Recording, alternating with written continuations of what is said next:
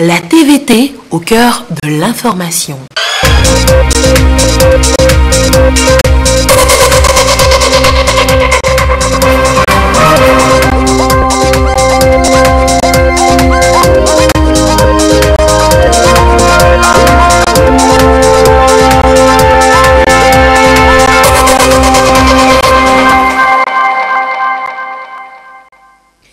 Merci de nous rejoindre sur la télévision togolaise à l'heure du journal, dont voici les titres. Après son palmarès dans le nouveau rapport de Doing Business, le Togo marque encore un nouveau bon point. Notre pays a validé 14 des 20 indicateurs du Millennium Challenge Corporation MCC et occupe la meilleure place juste derrière le Sénégal. Et puis les membres de la coalition des 14 partis de l'opposition ont depuis ce jeudi après-midi 8 représentants à la CENI. Les députés à l'Assemblée nationale ont nommé le dernier représentant de la coalition ce jour. Les précisions dans cette édition. Voilà pour les titres. Madame, Monsieur, bonsoir. D'abord, le Conseil des ministres s'est réuni ce jeudi au palais de la présidence de la République sous la conduite du chef de l'État Faure Issazimna Nyazingbe. L'essentiel de ce conseil avec le ministre en charge de la communication, Guy Madjé Lorenzo. Bonsoir, Monsieur le ministre. Bonsoir, Madame. Communiqué sanctionnant le Conseil des ministres du jeudi 8 novembre 2018. Le Conseil des ministres s'est réuni ce jeudi 8 novembre 2018 au palais de la présidence de la République sous la présidence du président de la République, son Excellence M. Faure Issazimna Nyazingbe. Au cours des travaux, le Conseil a adopté 4 décrets relatifs à l'organisation des élections législatives 2018. Au début des travaux, le président de la République a tenu à souligner le rôle important que le gouvernement doit jouer aux côtés de la Commission électorale nationale indépendante CENI afin d'organiser les élections législatives du 20 décembre 2018 dans de bonnes conditions de transparence, de crédibilité, de paix et de sécurité. Au titre des décrets, le premier décret adopté par le Conseil fixe la date des élections législatives de 2018 et convoque le corps électoral pour les dites élections. Le recensement électoral tel que recommandé par la CEDEAO réalisé du 1er au 25 octobre 2018 étant terminé, le corps électoral est à présent connu et peut donc être convoqué, conformément aux dispositions des articles 79 et 80 du Code électoral pour les élections législatives fixées au 20 décembre 2018. Ainsi, le corps électoral est convoqué le 20 décembre 2018. Les bureaux de vote sont ouverts de 7h à 16h sur toute l'étendue du territoire national. Il convient de rappeler aussi que cette date a été fixée depuis le 31 juillet 2018 par la conférence des chefs d'État et de gouvernement de la CEDEAO à l'occasion de son 53e sommet dans le cadre du règlement de la crise sociopolitique que notre pays a connu depuis le 19 août 2017. Le deuxième décret adopté par le Conseil fixe le montant du cautionnement à verser pour les élections législatives du 20 décembre prochain à 100 000 francs CFA par candidat et doit être versé au trésor public par le candidat figurant en tête de liste. Il faut préciser que ce montant est réduit de moitié pour les candidats de sexe féminin, conformément à l'article 225 du Code électoral. Le troisième décret adopté par le Conseil des ministres porte ouverture et clôture de la campagne électorale. Les élections législatives fixées au 20 décembre 2018 doivent être précédées de la campagne électorale animée par les partis politiques ainsi que par les candidats indépendants conformément à l'article 67 de la loi portant code électoral. Ainsi, la campagne électorale pour les élections législatives du 20 décembre 2018 est ouverte le mardi 4 décembre 2018 à 0h et prend fin le mardi 18 décembre 2018 à 23h59. Le quatrième décret adopté par le Conseil porte vote par anticipation des forces de défense et de sécurité. L'article 117 de la loi portant code électoral dispose: les membres des forces de défense et de sécurité peuvent, en cas de besoin, exercer leur droit de vote par anticipation. Cette disposition est prévue par le code électoral pour libérer les forces de défense et de sécurité le jour du scrutin afin de leur permettre de garantir la sécurité des électeurs et des opérations électorales. Ainsi, les membres des forces de défense et de sécurité appelés à garantir la sécurité des électeurs et des opérations électorales le jour du scrutin sont autorisés à voter 72 heures avant la date du scrutin. À l'issue du vote, les urnes sont scellées et déposées à la CELI. Les différents documents électoraux sont rangés dans des enveloppes scellées et transmises à la CELI. Le dépouillement a lieu le jour du scrutin général après le vote de l'ensemble du corps électoral dans les conditions prévues par le Code électoral. Prenant la parole, le Premier ministre, au regard des performances réalisées par notre pays en termes de réforme, a tenu à adresser les vives admirations de l'ensemble du gouvernement au président de la République pour le leadership qu'il a su imprimer à l'action gouvernementale qui a permis d'obtenir ces résultats très encourageants dans le cadre de l'amélioration du climat des affaires au Togo.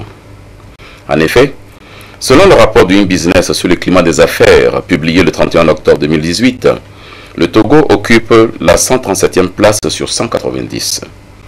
À rappeler que le Togo occupait la 156e place en 2017. Ce bond qualitatif a pu se faire grâce aux instructions du président de la République, suivant lesquelles la cellule chargée de l'amélioration du climat des affaires a été mise en place.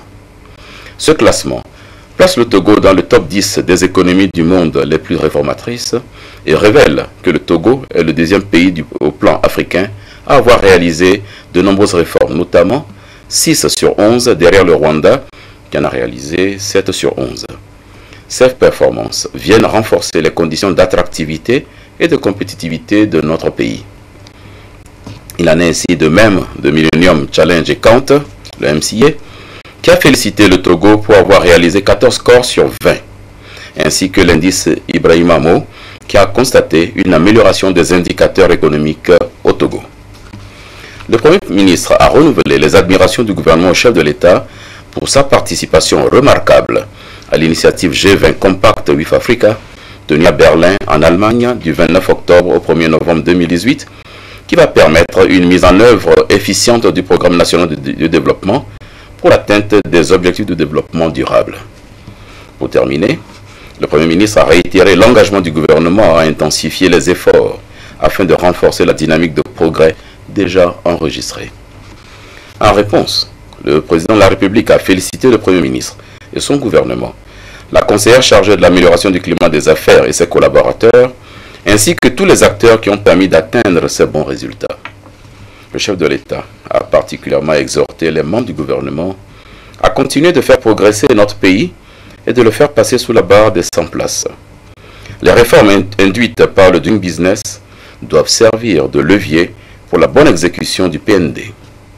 Il a ainsi convié tous les acteurs à travailler dans le sens de capter toutes les opportunités qui s'ouvrent, notamment l'accord avec le MCA et le programme Compact with Africa, en vue d'attirer plus d'investissements étrangers et ainsi promouvoir davantage le secteur privé togolais.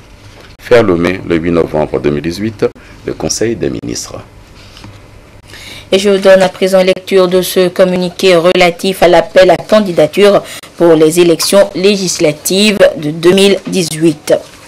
Dans le cadre de l'organisation des élections législatives du 20 décembre 2018, et conformément au décret pris en Conseil des ministres ce jeudi 8 novembre 2018, le président de la Commission électorale nationale indépendante CENI informe les partis politiques, les regroupements de partis politiques et les groupes de candidats indépendants que le dépôt des dossiers de candidature commence demain 9 novembre 2018 à 7 h et prend fin le 14 novembre 2018 à minuit. Le président de la CENI rappelle que, conformément au code électoral, est éligible tout Togolais de naissance âgé de 25 ans révolu à la date des élections et inscrit sur une liste électorale sachant lire et écrire en langue officielle. Les candidats ne doivent pas être frappés d'inéligibilité ou se trouver dans une situation d'incompatibilité.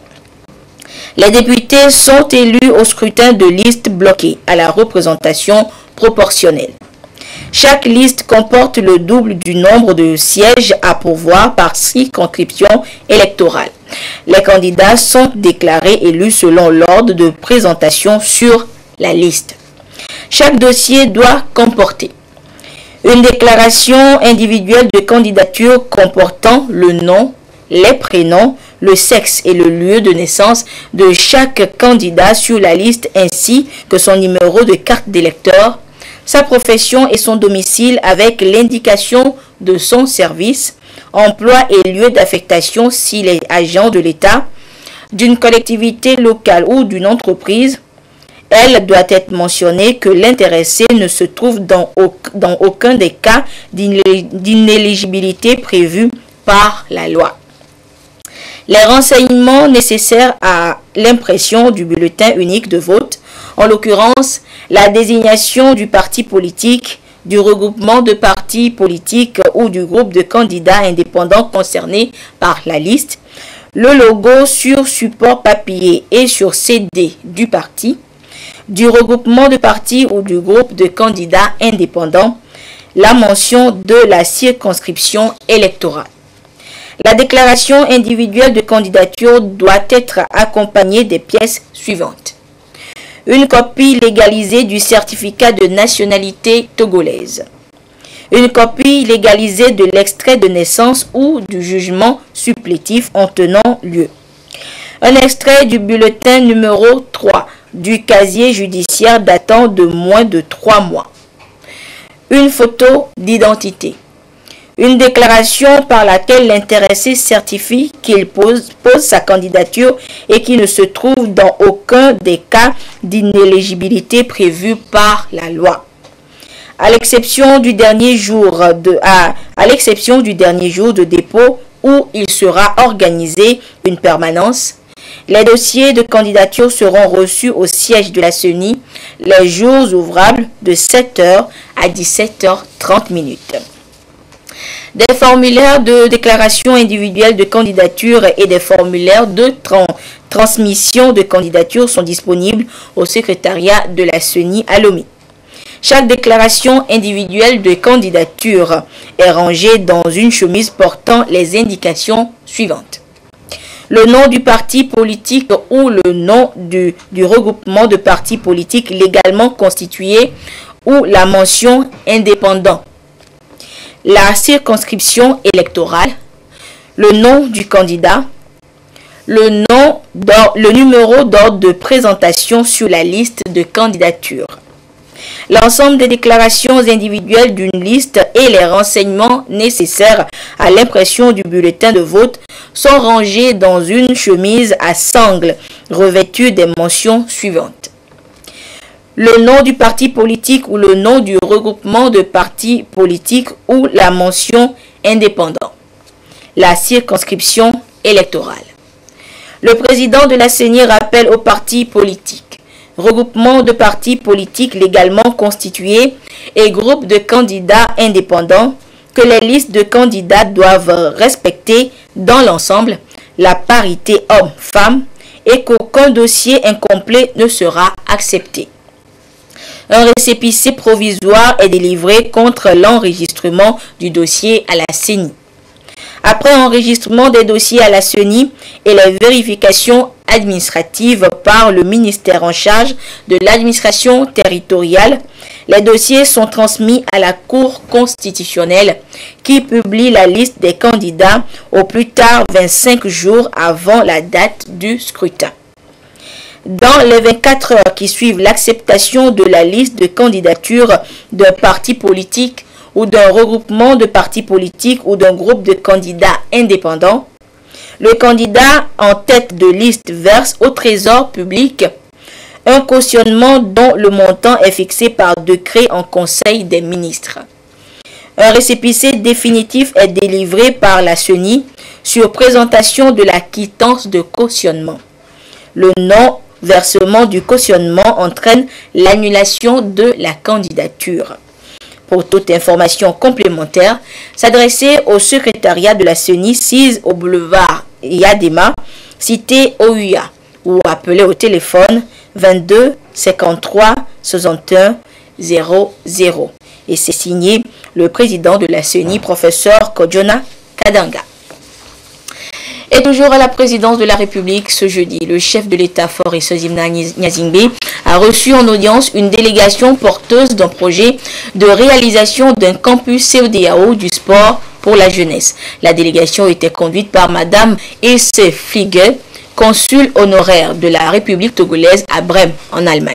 La délégation est allée solliciter l'appui du chef de l'État pour que ce projet sous-régional se réalise dans notre pays, le Togo, au profit de la jeunesse. Nous écoutons le consul honoraire à sa sortie d'audience. Elle est au micro de Arnaud Kiliou.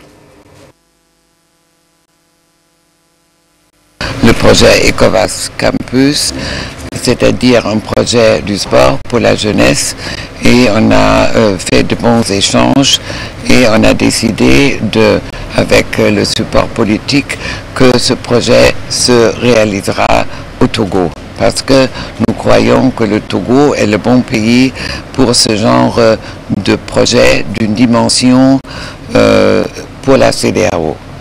Et le président nous supporte à 100%, et ça c'était en ce moment le but de notre visite. Et puis direction l'Assemblée nationale où l'opposition parlementaire a désigné son dernier représentant à la Commission électorale nationale indépendante. Ils sont au total 8 désormais. Le compte rendu de cette plénière avec Augustin Gossi.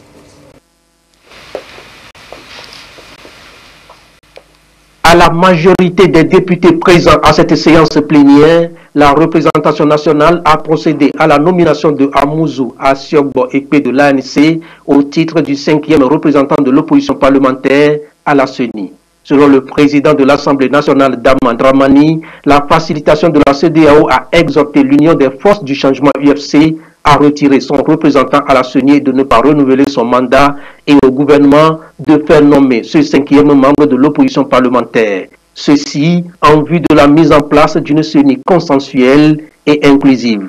L'opposition parlementaire disposait ainsi de ces 5 représentants à la CENI en plus des 3 issus de l'opposition extra-parlementaire et de la société civile.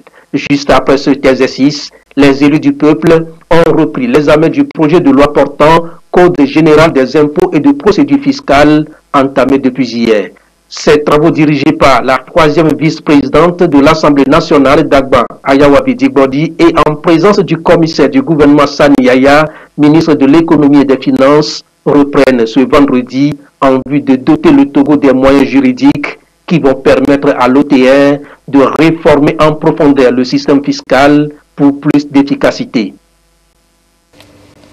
Et je vous le disais en titre, que de bonnes nouvelles pour le Togo. La semaine dernière, c'était un bon score dans le rapport Doing Business. Et aujourd'hui, notre pays valide 14 des 20 indicateurs de performance du Millennium Challenge Corporation MCC. 2 de plus que l'année dernière, qui illustrent ainsi les progrès réalisés par le Togo en matière de santé et de politique commerciale. Nous y reviendrons dans nos prochaines éditions. Et depuis hier, mercredi, a démarré la semaine de la coopération Togo-Japon. Et un voyage de presse a été organisé pour permettre aux journalistes du pays de toucher du doigt les fruits de cette coopération sur le terrain. Dans la Kara, par exemple, le Japon, à travers la JICA, a financé un projet de construction de 2 ponts sur les rivières Kara et Kumongo. Les travaux vont bon train et seront livrés dans 10 mois, selon les ingénieurs. Edem sous support pour le point de cette étape de la tournée. L'ouvrage réalisé sur la rivière Kara à Kachamba est pratiquement prêt. Les travaux, selon les techniciens, sont réalisés à 95%. Ce pont de 120 mètres de longueur est un véritable cadeau pour les populations, souvent victimes d'inondations en période de pluie. Quand il pleut, déjà dans le mois de juillet, nous avons assez d'eau qui passe sur le pont. Le pont va remplir complètement et qu'on ne voit plus le pont. Voilà, l'ancien pont. Mais ça pas les pirogues maintenant que les gens arrivent à traverser la rivière. Et ensuite, ça emporte beaucoup d'hommes. Ça nous dérange aussi. Nos terrains cultivables. Peut-être nous allons essayer de faire les champs au bord de la rivière.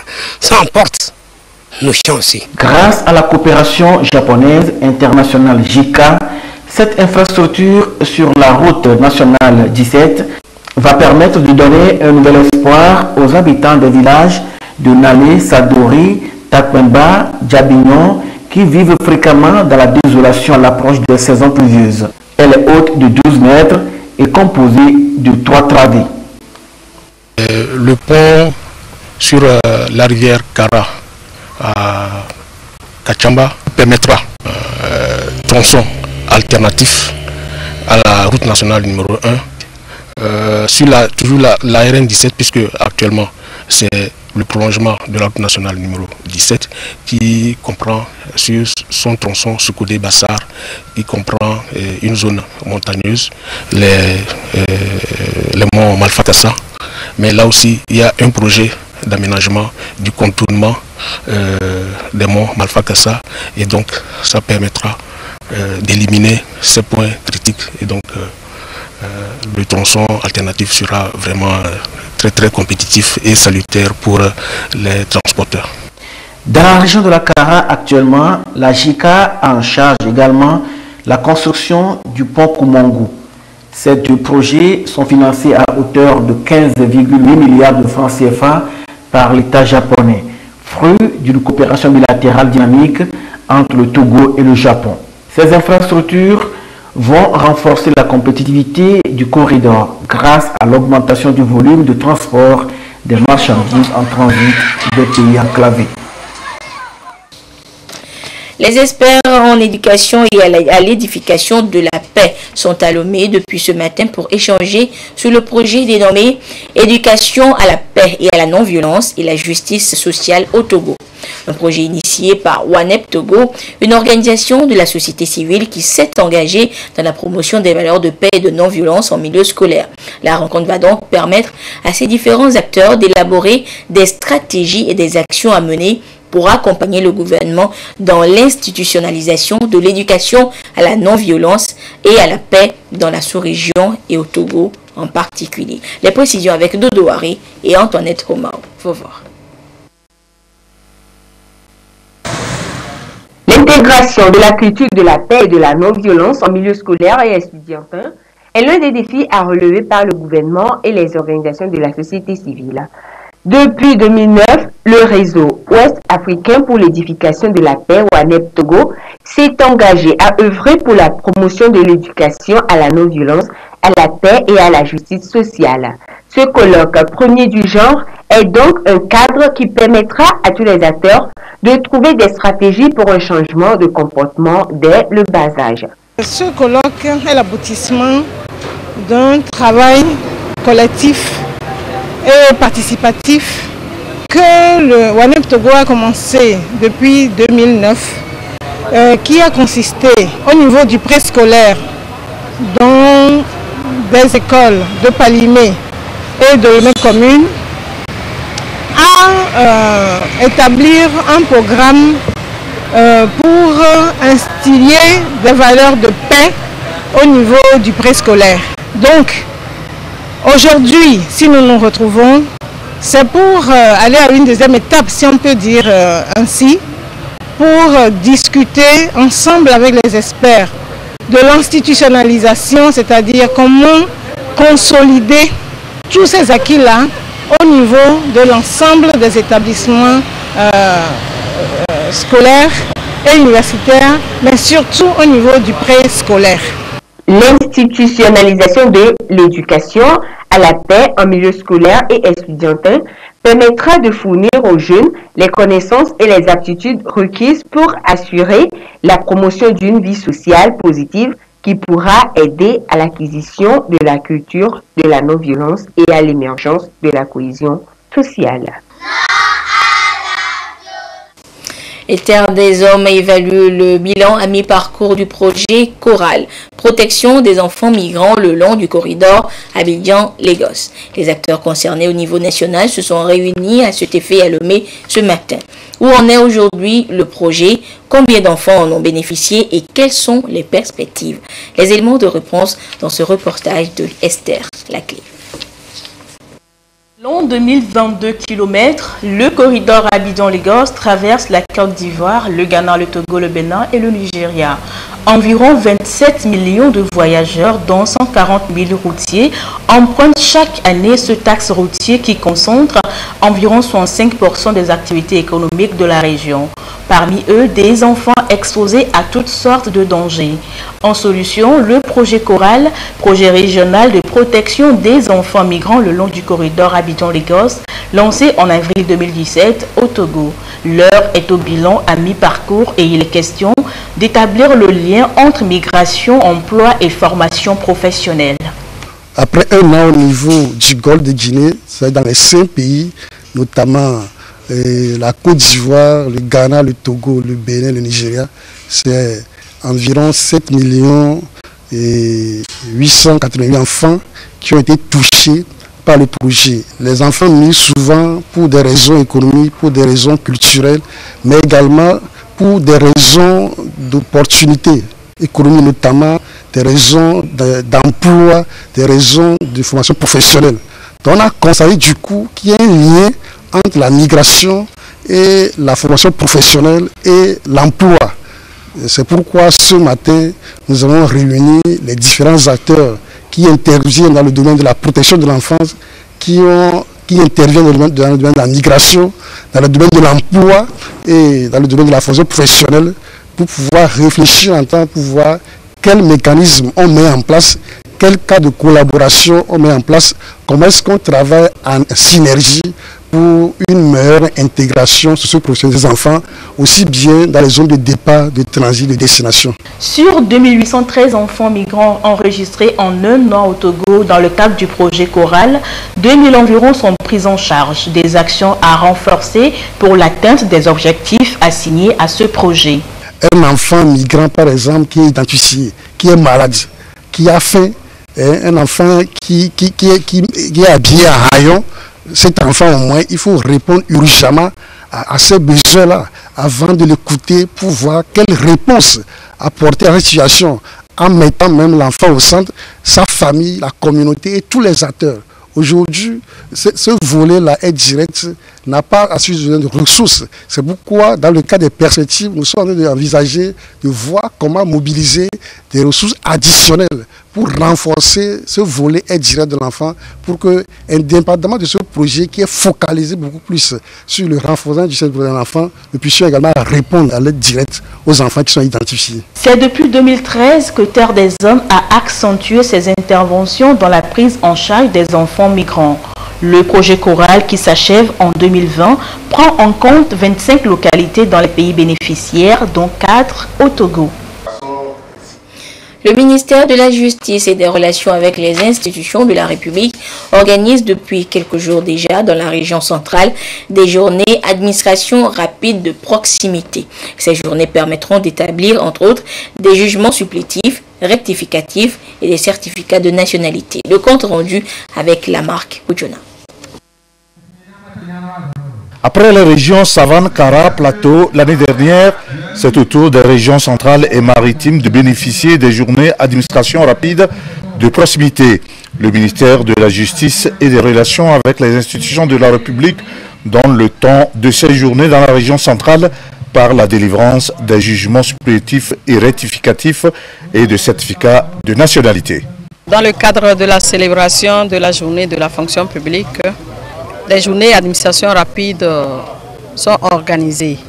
L'année passée, nous avons commencé par faire l'expérience de l'intérieur du pays, ce qui nous a conduit dans 3 régions. Cette année, nous allons travailler dans la région centrale, dans la région maritime, ainsi que dans les localités de la préfecture du Golfe. Les nationalités collectées dans cette région seront rendues le 3 décembre. Et par région, nous allons programmer les dossiers sur 1 mois environ pour que tout le monde puisse être satisfait. Dans les localités reculées, les gens ne cernent pas encore l'utilité même de ces pièces. Je vais parler même de la pièce de naissance, du certificat de nationalité et même de la carte nationale. Je pense que l'organisation de ces journées administratives, en tout cas à Sokodé ici, c'est vraiment une très bonne chose. Les uns et les autres ont laissé les services pour être là et vraiment avoir ce papier qui est très important. Les 5 préfectures de la région centrale seront visitées par l'équipe du ministère de la justice avec pour objectif de délivrer 1500 jugements supplétifs et rectificatifs et 2500 certificats de nationalité. Et nous sommes jeudi et c'est avec plaisir, un plaisir renouvelé chaque jeudi qu'on retrouve notre ami de tous les jeudis, Claude Ama. Claude, bonsoir. Bonsoir Anita. Et Claude, les arts martiaux et le sport roi seront au menu ce soir dans le cadre de la célébration du jubilé de Vermeil. L'association des journalistes sportifs du Togo, votre association, organise la première édition de la Nuit des arts martiaux. Oui Anita, l'information a été dévoilée cet après-midi lors d'une conférence de presse de notre association. Les arts martiaux des plus connus ou moins connus seront au rendez-vous le 17 novembre 2018 sur le terrain de handball du stade municipal de Lomé. Reportage Laurent Oumavor, ici Jean Kofi et Dédi. Mettre en valeur le travail effectué par les différentes fédérations et associations des disciplines très peu connues dans le paysage sportif togolais est l'une des missions que s'est assignée l'Association des journalistes sportifs du Togo, AJST. L'atteinte de cet objectif passe par l'organisation de la première édition de la Nuit des arts martiaux, nuit au cours de laquelle seront célébrées 14 disciplines à travers démonstrations, casse, self-défense et autres techniques des arts martiaux. L'idée est venue du fait que la population souvent dit que l'AJST, malgré qu'elle soit une association de tous les sports, pense à une part belle au football. Là, on s'est dit qu'est-ce qu'on peut faire, et là l'idée a germé, regrouper en une nuit tous les pratiquants d'arts martiaux, c'est pour marquer la visibilité de toute cette discipline. Les fédérations participantes pour leur part promettent d'émerveiller le public qui fera le déplacement le 17 novembre prochain du stade municipal de Lomé, terrain de handball. On présentera l'essentiel. En tous les cas, toutes les disciplines qui vont passer ont quand même eu la visite du comité d'organisation pour voir un peu cadrer ce qui va se faire dans le bon timing. Et on vous offrira quand même ce qui va plaire au public, parce que l'essentiel c'est non seulement de faire connaître la discipline, mais c'est quand même aussi d'attirer un peu le public par la présentation, par nos prestations. En dehors des arts martiaux les plus connus tels le karaté, l'escrime, le taekwondo, le public découvrira la capoeira, l'aïkido, le muay thai ou la Bobinam Viet Vodao qui demeurent encore des arts martiaux plus développés au Togo. Et Claude, déjà, joyeux anniversaire alors. Par anticipation, merci. Demain vendredi démarre dans notre capitale Lomé la seconde édition de la Coupe d'Afrique des Nations de basketball 3 contre 3. Et en attendant le top départ, nos équipes nationales continuent de s'aguerrir, Claude. Effectivement, Anita, pour constater la bonne préparation de nos ambassadeurs à cette compétition, notre reporter Afrim Johnson a surpris hier nos deux sélections en pleine séance d'entraînement. Faire mieux que le stade des quarts de finale des hommes et le premier tour des dames l'an passé, c'est l'objectif du Togo à cette deuxième édition de la Coupe d'Afrique des Nations de basketball 3 contre 3. À quelques heures du premier coup de sifflet de la compétition, les sélections togolaises sont toujours acharnées au travail. Le maximum est fait pour être à la hauteur de l'opposition qui attend les basketteurs togolais. L'état d'esprit des filles est très bon. Je pense que au cours de la compétition, elles vont se livrer à fond. On a misé sur la mobilité des filles et surtout sur l'adresse. L'équipe des garçons a été renforcée aussi par un de nos joueurs expatriés. Cela va nous amener à faire un bon résultat. Pour le compte de cette seconde édition, les équipes togolaises ont bénéficié d'un temps de préparation plus conséquent qu'en 2017. Ceci donne le droit aux joueurs de croire à leur chance d'aller plus loin. Nous sommes confiantes, on espère vraiment donner le meilleur de nous pour pouvoir remporter la coupe. Nous sommes vraiment motivés. Nous avons les meilleurs shooters, surtout un expatrié et un local qui est très adroit. Et nous pouvons aussi miser sur le jeu comme 1. 24 équipes hommes et dames issues de 12 pays vont se disputer les trophées mis en jeu par la FIBA Afrique pour la deuxième CAN de basketball 3 contre 3. La sélection masculine du Togo évoluera dans le groupe D aux côtés du Burkina Faso et de Madagascar. Les dames, quant à elles, ont à se défendre contre le Burkina Faso et le Niger dans le groupe D. Juanita, Claude, une dernière information. Non, je t'invite à faire un tour demain sur le terrain de basket pour suivre au moins une rencontre. C'est sûr, c'est promis. Alors, sur ce, Jean Kofi est dédié au Mans. Donnons rendez-vous aux amis télésportifs samedi à partir de 13h50 dans Sport et Détente. Et nous, on prend rendez-vous sur jeudi prochain sur ce même plateau pour la page des sports. Merci Claude et merci chers téléspectateurs de nous avoir suivis. Ainsi se referme cette édition. Et avant donc de clôturer cette édition, nous allons du côté de Sotoubois où les magistrats du Togo se sont réunis pour leur assemblée générale constitutive. Le compte rendu avec la marque Bojona. Quelques soucis techniques. Je vous disais donc que cette semaine, du côté de Sotoubois, les magistrats du Togo se sont retrouvés pour une assemblée générale constitutive. Et la rencontre a permis donc la création d'un syndicat des magistrats et l'installation d'un bureau de 7 membres. Depuis Sotoubois, la correspondance de la marque Bojona. L'Union syndicale des magistrats du Togo, ISIMAT, a été portée sur les fonds baptismaux au cours d'une assemblée générale constitutive qui a réuni les juges et les procureurs de la République à Sotoubois. La rencontre a permis de faire connaître au public les statuts et règlements intérieurs du syndicat. Les travaux ont été sanctionnés par l'installation d'un bureau de 7 membres qui se chargera de défendre les intérêts des magistrats. Un syndicat, pourquoi? Parce que nous avons constaté dans le corps judiciaire un certain nombre de carences que nous voulons combler. Un certain nombre de dysfonctionnements de l'appareil judiciaire que nous voulons révolutionner. Un certain nombre de problèmes, notamment nos conditions de vie, nos conditions de travail. Avec cette équipe qui est sur pied, nous nous y activerons pour porter un certain nombre de réclamations, un certain nombre de problèmes que nous avons aux autorités et voir dans quelle mesure on peut nous les régler. ISIMAT entend donc mener des actions aux côtés des associations sœurs et en collaboration avec le Conseil supérieur de la magistrature et le ministère de tutelle visant à améliorer les conditions de vie et de travail des magistrats afin d'assurer aux concitoyens une justice forte et véritablement indépendante. Et dans la mise en œuvre de son projet dénommé Kara Wash, l'ONG Ovive a eu une rencontre d'échange avec les chefs traditionnels et les autorités administratives de la zone de couverture du projet, à savoir les préfectures de la Kosa et de la Bina. Et il a été question de discuter de la problématique de l'accès à l'eau potable et de l'assainissement en milieu rural. Depuis Kara, la correspondance de Nestor. Bonjour.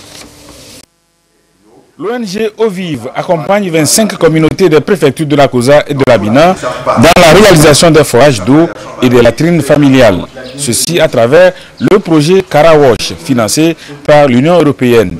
Cette rencontre des responsables de l'ONG Ovive avec les autorités traditionnelles et administratives a tourné autour de la gestion de l'eau potable, l'hygiène et l'assainissement. Nous dépensons beaucoup d'argent pour avoir des forages. Mais l'eau qui est potable et qui sort du forage que nous puisons, sa gestion à la maison fait que cette eau n'est plus potable. Et nous avons des maladies hydriques. Notre projet, qui est accompagné par l'Union européenne, nous permet d'aller au-delà et d'accompagner les populations à comprendre cette nécessité. En plus des forages, nous sommes en train de lancer le volet latrines familiales.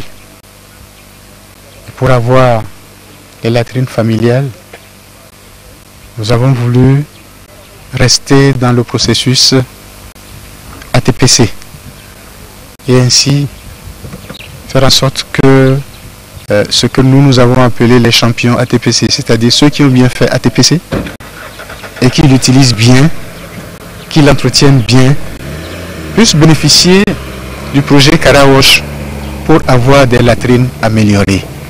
Latrines améliorées de type éco-sang. En échangeant avec les autorités locales et les leaders communautaires, l'ONG Ovive espère que ceux-ci vont servir de relais afin d'amener les populations bénéficiaires du projet Karawash à faire plus que ce qu'elles ont déjà fait. Le projet Karawash a été conçu pour 3 ans. Il est dans sa dernière année de mise en œuvre. Le Premier ministre Komi Selom Klassou s'est entretenu au salon de l'aéroport Gnassingbé Adema de Lomé avec le secrétaire d'État adjoint américain aux affaires africaines, M. Tibor Nagui. Il a séjourné au Togo dans le cadre d'une conférence régionale des chefs de mission américaine de la sous-région. Il s'est envolé peu après l'entretien à destination d'Abuja au Nigeria, autre étape de sa tournée en Afrique. Ce sont donc là les images de l'entretien que le chef du gouvernement, Komi Selom Klassou, a eu à l'aéroport, au salon de l'aéroport Gnassingbé Adema de Lomé avec le secrétaire d'État adjoint américain aux affaires africaines, M. Tibor Nagui. Et c'est sur cette information que se referme cette fois cette édition. Merci de votre fidélité à la télévision togolaise. Excellente suite de nos programmes. Au revoir.